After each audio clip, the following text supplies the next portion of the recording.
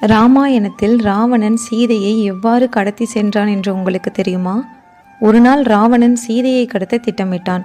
ராவணன் தனது நண்பனும் மிகப்பெரிய அசுரனுமான மாரீசனை ஒரு அழகான பொன்னிறம் கொண்ட மானாக மாற்றினான். அந்த மான் காட்டில் ராமன் மற்றும் சீதை வாழும் குடிலருகில் சுற்றி வரவே அந்த மானின் அழகையும் ஒளிரும் பொன்னிறமான தேகமும் சீதையின் மனதை ஈர்த்தது. அந்த மான் ஏதோ மாயை போல் தெரிகிறது என்று லட்சுமணன் எடுத்து சொல்லியும் சீதை அதை தன்னிடம் பிடித்து தருமாறு ராமனிடம் கேட்டாள்.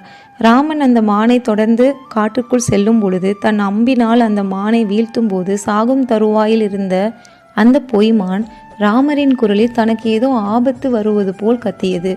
இந்த சத்தத்தை கேட்ட சீதை லட்சுமணா அண்ணனை காப்பாற்று என்று வற்புறுத்தினாள்.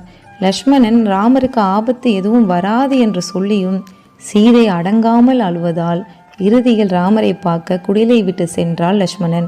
அதற்கு முன் அவர் சீதையை பாதுகாக்கும் விதமாக தரையில் ஒரு கோடு இழுத்து, இதை கடந்து வராதீர்கள் அந்நியாரே, இதை ரேகை என்று சொல்வார்கள், இது மிகவும் சக்தி வாய்ந்தது, இந்த எல்லைக்குள் நீங்கள் இருக்கும்போது எந்த ஆபத்தும் உங்களை தொடாது என்கிறான் லட்சுமணன்.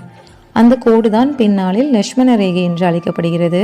லட்சுமணன் சென்ற பின் ராவணன் ஒரு சன்னியாசி ரூபத்தில் வந்து பிச்சை கேட்கிறார். சீதையை குடிலுக்குள் நின்றபடியே பிச்சை கொடுக்க சொல்லிய ராவணனை அந்த வேஷத்தை கண்டு அன்புடன் மரியாதையாக சீதை லட்சுமண ரேகையை தாண்டி வெளியே வருகிறார். அந்த தருணத்தில்தான் ராவணன் தனது உண்மையான உருவத்தை காட்டி சீதையை கடத்தி செல்கிறான்.